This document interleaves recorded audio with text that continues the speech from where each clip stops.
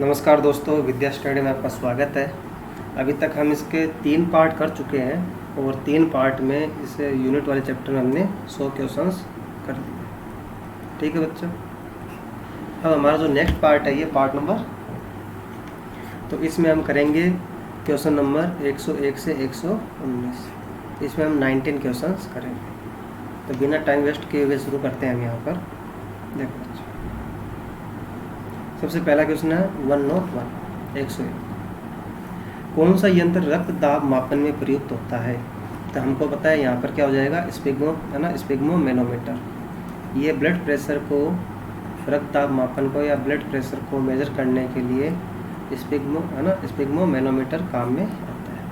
तो बच्चों ध्यान रखना, यहाँ पे कोई समझने की बात नहीं है, सिर्फ ध्यान रखने की बात है, याद रखने की बात है। नेक्स्ट देखो एक बार, यहाँ पर आपको क्या करना है, ये मैचिंग वाला MCQ है ना, मैचिंग वाला क्वेश्चन है। तो आप यहाँ पर आपको जो वैज्ञानिक उपकरण है उसको आपको ध्यान रखना है। जैसे स्टेथोस्कोप क्या काम आता है, हार्ट रेट सुनने के लिए, तो ये आ जाएगा 3 पे। ठीक है ना। स्पिग्मो मैनोमीटर अभी हमने बात की थी कि रक्तचाप मापने हेतु या ब्लड प्रेशर मेजर करने हेतु, तो B का क्या हो जाएगा, 4 हो जाएगा। केरेटोमीटर हो जाएगा सोने की शुद्धता पता लगाने में। ठीक है ना, सोना कितना कैरेट है, बात करते हैं ना 22 कैरेट 24 कैरेट, तो केरेटोमीटर होता है सोने की शुद्धता पता लगाने में, तो C का क्या हो जाएगा 2। और लक्स मीटर होता है प्रकाश की तीव्रता मेजर करने के लिए, तो यहाँ पर आ जाएगा 1। तो 3 4 2 1, तो देखो एक बार 3 4 2 1 ऑप्शन C में आ जाए। बच्चों ध्यान रखना, अगर बोल दे कि प्रकाश की तीव्रता ना, यहाँ पर अगर ये बोल दे कि ज्योति तीव्रता, ज्योति तीव्रता किससे मापी जाती है या किसका मात्रक क्या होता है, तो प्रकाश की ज्योति तीव्रता का मात्रक होता है कैंडेला।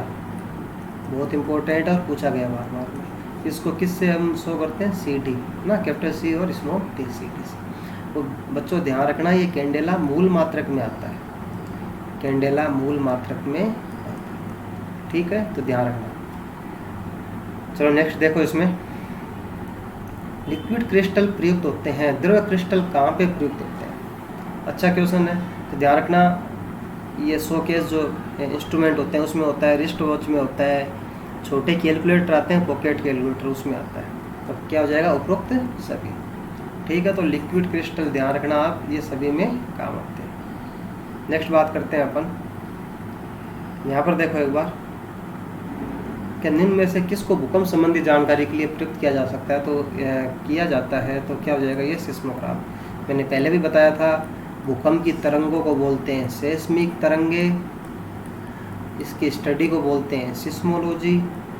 ये ध्यान रखना, ये सभी एक दूसरे से जुड़े हुए हैं। इसकी स्टडी करने वाले को बोलते हैं सिस्मोलॉजिस्ट।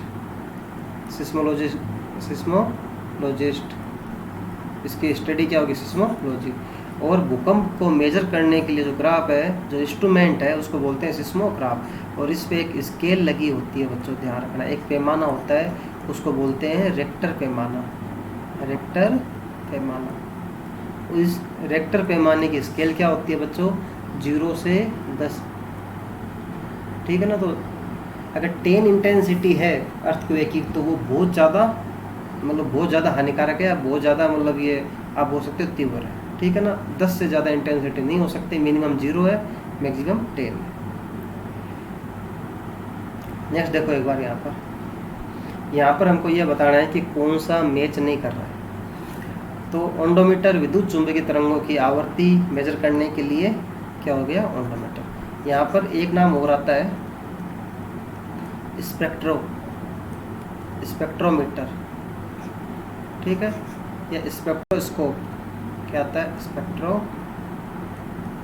स्पेक्ट्रोस्कोप।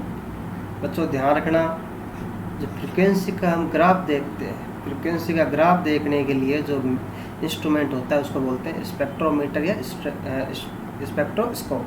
ठीक है। ओडोमीटर क्या होता है बच्चों, ध्यान रखना, कि वाहनों की डिस्टेंस पता करने के लिए वाहनों के पहियों द्वारा तय की गई दूरी मापने का यंत्र। तो ध्यान रखना, गाड़ियों में 2 मीटर लगे होते हैं, एक होता है ओडोमीटर और एक होता है अपने को पता होगा स्पीडोमीटर। स्पीडोमीटर क्या मेजर करता है? चाल मेजर करता है कि गाड़ी किस स्पीड से जा रही है और कितनी डिस्टेंस कर ली, उसका बात हो जाएगी ओडोमीटर। ओडोमीटर आपको पता ही है, नाम से पता लग रहा है, ऑडियो मतलब ध्वनि, तो ध्वनि तीव्रता का मापक यंत्र। ठीक है। मेजर मात्रा क्या होता है? डेसिबल। मापते किससे? ऑडियोमीटर से। ठीक है। एमीटर, एमीटर होता है बच्चों विद्युत धारा का, सबको पता है विद्युत धारा, लेकिन यहाँ पर क्या दे रखा है? विद्युत शक्ति। ये सही नहीं है, इसका मतलब यहाँ पर यही पूछा है कौन सा सही नहीं है, तो ऑप्शन डी सही नहीं है, तो ऑप्शन डी आंसर हो जाएगा। ठीक है। तो ये ध्यान रखना, स्पेक्ट्रोमीटर या स्पेक्ट्रोस्कोप यहाँ पे काम आता है फ्रिक्वेंसी का ग्राफ देखने के लिए। ठीक है ना, अपने को स्पेक्ट्रोस्कोप काम में आता है। चलो नेक्स्ट देखो एक बार, ऑक्सीनोमीटर कहाँ पे काम आता है? ऑक्सीनोमीटर काम आता है कि ध्यान रखना, पौधों की ग्रोथ मेजर करने के लिए। आप देखा होगा एग्रीकल्चर में बहुत ज़्यादा इंपॉर्टेंट है ये ऑक्सीनोमीटर, कि हमने पौधा उगाया तो उसकी ग्रोथ कितनी हो रही है, उसकी अगर हम एक्सपेरिमेंट करने के लिए किया जाता है कि 2 पौधे लिए जाते हैं, उसको उगाया जाता है, किसकी ग्रोथ ज़्यादा है, कौन सा बीज है वो ज़्यादा यूज़फुल है, कहाँ पर किस मिट्टी में कौन सा पौधा अच्छा है, तो ये जो ग्रोथ मेज़र करने के लिए हम ऑक्सीनोमीटर का यूज़ लेते हैं। तो बच्चों यहाँ पर हो जाएगा ऑप्शन ए। चलो नेक्स्ट देखो एक बार, क्वेश्चन नंबर 107। यहाँ पर वापस वही है, हमको क्या करना है? हमको यहाँ पर मैचिंग करना है। तो देखो एक बार, सबसे पहले एनीमोमीटर क्या काम आ रहा है? तो वायु विवेक है ना, तो ए का 3 हो गया। सिस्मोग्राफ क्या काम आ रहा है? तो देखो सिस्मोग्राफ आएगा अपने को भूकंप के लिए, तो बी का 1 हो गया। ठीक है। फिर सी का देखो बेरोग्राफ क्या काम आता है? वायुमंडलीय दाब के लिए, तो इसका 2 हो गया। और हाइग्रोमीटर आता है वायुमंडलीय आर्द्रता के लिए, तो 4। 3 1 2 4 कहाँ पे आ रहा है? देखो बच्चों, एग्जाम में सोल्व करते समय भी आप इस तरह से लिख लेना ताकि गलत नहीं हो आपका क्वेश्चन। तो 3 1 2 4 ऑप्शन डी में आ रहा है। ठीक है। चलो नेक्स्ट देखते हैं इसमें, डॉक्टरों द्वारा प्रयुक्त होने वाला स्टेथोस्कोप जिस सिद्धांत पर कार्य करता है। बच्चों ध्यान रखना, स्टेथोस्कोप में क्या होता है कि साउंड का रिफ्लेक्शन होता है, तो क्या हो जाएगा यहाँ पर? परावर्तन। परावर्तन किसका होता है बच्चों? ध्वनि का परावर्तन। ठीक है, यहाँ पर ध्यान रखना। ध्वनि है, प्रकाश है, वो अपन कंप्लीट पढ़ चुके हैं, तो आप यहाँ पर वीडियो देख सकते हो। सॉरी, देखो इसमें वापस वही है, ब्लड प्रेशर में क्या आ जाएगा? स्पिग्नोमेनोमीटर। नेक्स्ट देखो दूध का आपेक्षिक, तो ये आ जाएगा लेक्टोमीटर। ध्यान रखना, आपेक्षिक घनत्व है, या आप ये बोल सकते हो कि दूध की शुद्धता। दूध की शुद्धता जांचने के लिए हम किसको यूज़ में लेते हैं? लेक्टोमीटर को यूज़ में लेते हैं बच्चों, ध्यान रखना। ठीक है, दूध के घनत्व को वापस वही आ गया लेक्टोमीटर। देखो बात क्या है कि दूध का आपेक्षिक घनत्व है, दूध का घनत्व है, दूध की शुद्धता, इस तरह से क्वेश्चन अलग अलग तरीके से पूछे जाते हैं, लेकिन इसका देखो कंसेप्ट एक ही है, लेकिन क्वेश्चन पूछने का तरीका अलग अलग है। ठीक है, यहाँ रिपीटेशन इसीलिए हो रहा है थोड़ा सा। अब देखो लेक्टोमीटर क्या हो गया? दूध की शुद्धता, 1 का 4 हो गया। एमीटर क्या हो गया? विद्युत धारा। हाइग्रोमीटर सापेक्ष आर्द्रता। वोल्टमीटर विभव। तो 4 1 2 3 4 1 2 3 ऑप्शन बी। ठीक है ना, इस तरह से ध्यान रखना आपको। अब देखो बहुत अच्छा क्वेश्चन है, ये बोला है कि पारा साधारणतः तापमापी यंत्रों में उपयोग किया जाता है, क्योंकि इसकी विशेषता है। पारा क्यों यूज में लिया जाता है, ये पूछा। देखो बच्चों ध्यान रखना, पारा क्या है? धातु है, और धातु में एक गुण होता है कि यदि तापमान बढ़ाते हैं तो धातु क्या होती है? धातु का प्रसार होता है। प्रसार मतलब धातु फैलती है। ठीक है, धातु में गुण होता है कि अगर तापमान बढ़ाते हैं तो धातु का प्रसार होता है, इसका मतलब धातु फैलती है। इसी को क्या बोलते हैं? ऊष्मीय प्रसार।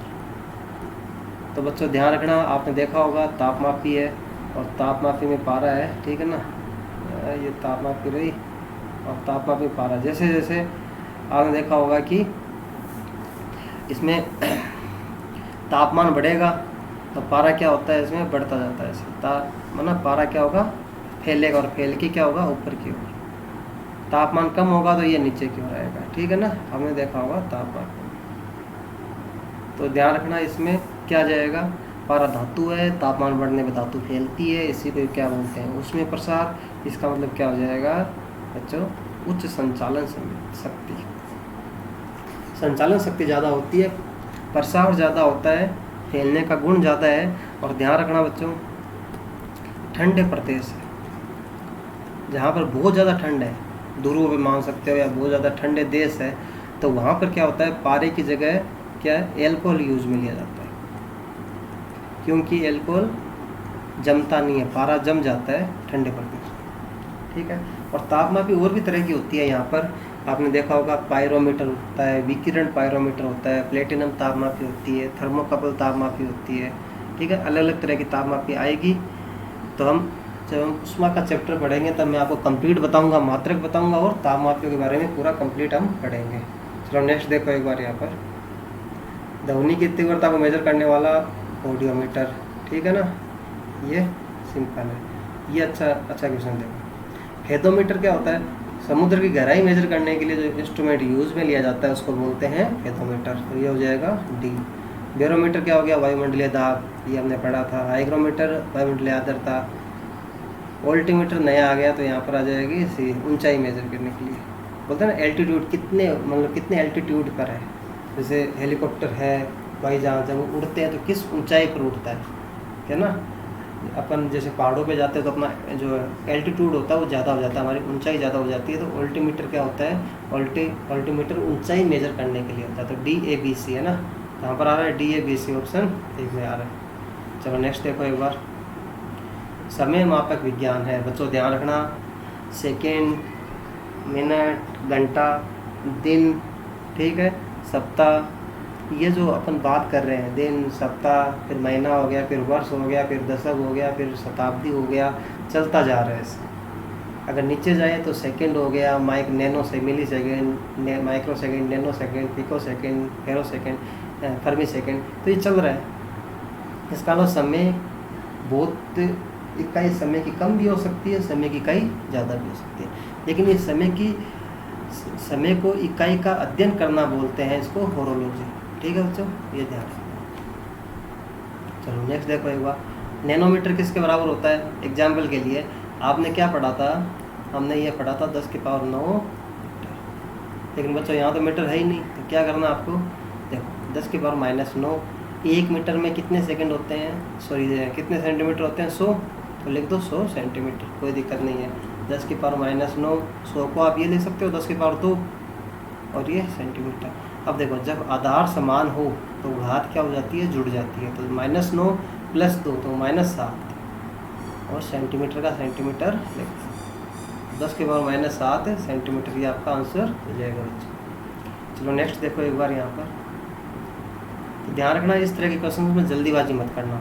कई बार अपने को क्या होता है कि हम यूनिट नहीं देखते, हम 10 की पावर -9 पे क्लिक करके आ जाते हैं, और यहाँ पर हमारा मिस्टेक हो जाता है। तो आपको ध्यान रखना, केवल 10 की पावर -2 ही नहीं लिखना है, आपको 10 की पावर -9 पर ध्यान देना है, लेकिन उसके साथ साथ में आपको यूनिट में भी ध्यान देना है कि वहाँ पर मैंने मीटर बताया था या सेंटीमीटर बताया था। तो 1 नैनोमीटर बराबर होता है 10 की पावर -9 मीटर, न कि सेंटीमीटर। और इसको चेंज करेंगे तो क्या जाएगा, 10 की पावर 7 सेंटीमीटर, ठीक है बच्चों। चलो अब देखो, माइक्रोस्कोप का प्रयोग किया जाता है, तो हमको पता है माइक्रो का मतलब होता है सूक्ष्म, बहुत पास की वस्तु देख सकते हैं, ठीक है ना, पास की वस्तु बहुत ही माइक्रो। और माइक्रोमीटर का मतलब अगर बोल दे तो बच्चों ध्यान रखना, माइक्रोमीटर का मतलब क्या हो गया, 10 की पावर -6 मीटर। अगर इसको सेंटीमीटर में चेंज करना है तो कैसे करोगे, 10 की पावर -6 इंटू 10 की पावर 2 मीटर सेंटीमीटर। अभी अपने बात की, घाते जोड़ दो तो 10 की पावर -4 सेंटीमीटर। इस तरह से आपको ध्यान रखना है, ठीक है बच्चों। चलो नेक्स्ट देख, लास्ट क्वेश्चन है यहाँ पर ये फेथोमीटर नहीं है, यहाँ पे फेथोमीटर है, इसको करेक्ट कर लेना, फेथोमीटर किसके उपयोग में आता है, तो हमने अभी पढ़ा था समुद्र की गहराई मेजर करने के लिए। तो समुद्र की गहराई मेजर करने के लिए फेथोमीटर यूज़ में लिया जाता है। तो बच्चों आपको समझ में आ रहा है तो लाइक कीजिए, शेयर कीजिए, सब्सक्राइब कीजिए, और उससे भी ज़्यादा इम्पोर्टेंट है कि आप पढ़ाई कीजिए, अगर आपके कोई डाउट है तो आप कमेंट सेक्शन में ज़रूर बताओ। आपको कंप्लीट PDF आपको डिस्क्रिप्शन बॉक्स में मिल जाएगी, तो आप उसको सोल्व करो। इसमें हाँ, मैं मानता हूँ कि इसमें थोड़े क्वेश्चंस रिपीट हो रहे हैं, तो लेकिन आप ये मान के चलना कि आपको कम से कम 75 से 100 क्वेश्चंस आपको इफेक्टिवली मिले हैं इसके अंदर। और रिपीटेशन क्यों हो रहा है? क्योंकि वो पैटर्न बता रहा है कि किस किस पैटर्न के क्वेश्चंस आ रखे हैं, और ये सारे के सारे जो क्वेश्चंस हैं वो पिछले एग्ज़ाम में आए हुए हैं। ठीक है, प्रीवियस ईयर में आए हुए क्वेश्चंस मैंने लिए हैं, ताकि आपको एक आइडिया हो जाए कि किस तरह से ये क्वेश्चन आते हैं। और यूनिट है वो चैप्टर सबके लिए जनरल साइंस का चैप्टर है, और कई बार ये आपके सिलेबस में मेंशन नहीं होता, लेकिन क्वेश्चंस पूछे जाते हैं, क्योंकि ये जीके का पोर्शन भी होता है। फेथोमीटर का उपयोग किस में किया जाता है? ये किसी भी एग्ज़ाम में पूछा जा सकता है। क्यों? क्योंकि ये जनरल साइंस के साथ साथ में ये जीके का पोर्शन भी बच्चों आता है। ठीक है, ये स्टैटिक जीके का पोर्शन है। तो एग्जामिनर को हक है पेपर बनाते समय कि वो इस वाले पोर्शन कहीं पर भी दे सकता है, इसलिए आप ये मत समझना कि हमारे सिलेबस में नहीं है तो हम पढ़े नहीं पढ़े। सबको पढ़ना है, सबके लिए इम्पोर्टेंट है। ठीक है बच्चों, thank you very much. Please like share and subscribe. Thanks.